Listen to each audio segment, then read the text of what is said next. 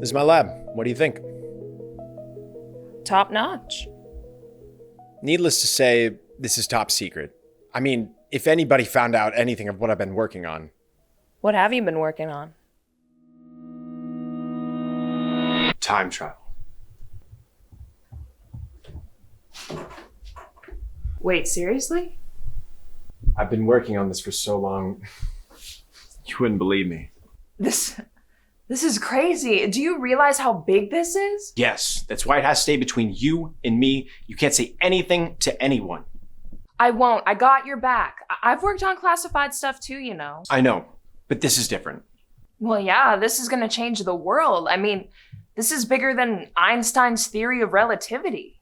It makes Einstein's theories look like Sesame Street. But even Einstein knew that eventually his ideas would inevitably become outdated.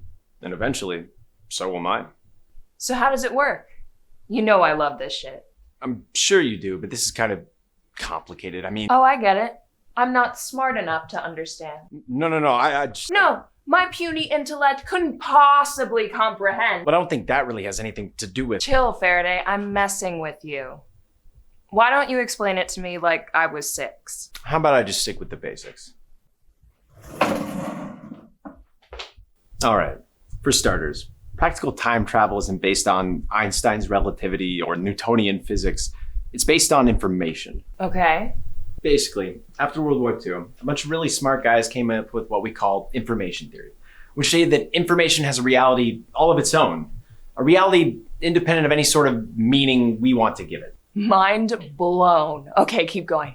It also has to do with the Everett-Wheeler hypothesis and the idea of parallel universes.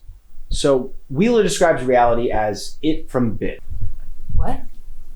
Yeah, he said everything in the universe, every particle, every field of force, even the space-time continuum itself derives its function and its very existence, even if indirectly, from the answers to yes or no questions, binary choices, or bits. Basically, the world is just information. Oh, like the Matrix. Yes, like the Matrix. See, Wheeler was one of the first respected scientists to seriously propose that reality might not be an entirely physical phenomenon, that it manifests from the act of observation and consciousness itself. And that makes reality participatory. So if the universe is just information and is participatory like this guy Wheeler says, then what's the secret? The secret is to figure out how to manipulate that information so that the participatory universe gives you the desired results. And in this case, it's time travel. And you figured out how to manipulate the information. All right. But don't you need some plutonium or something? Some 1.21 gigawatts? Check out the big brain on Billy. I applaud your Hollywood-defined concepts of time travel, but it, like the theory of relativity, is outdated. It's not about matter or massive energy requirements. See, any real-time machine will manipulate the participatory aspect of reality so that it manifests a new parallel reality of the targeted time period. This doesn't happen in space going faster than the speed of light. It happens on Earth, and the information used to create the parallel reality is copied from the location of the time travel incident. Basically, the parallel reality appears with the traveler already in it. And you built a machine that manipulates the participatory aspects of the universe? It's not a machine or a vehicle like you see in the movies. I call it the device. It's an idea I came up with based on Tesla's wall of light.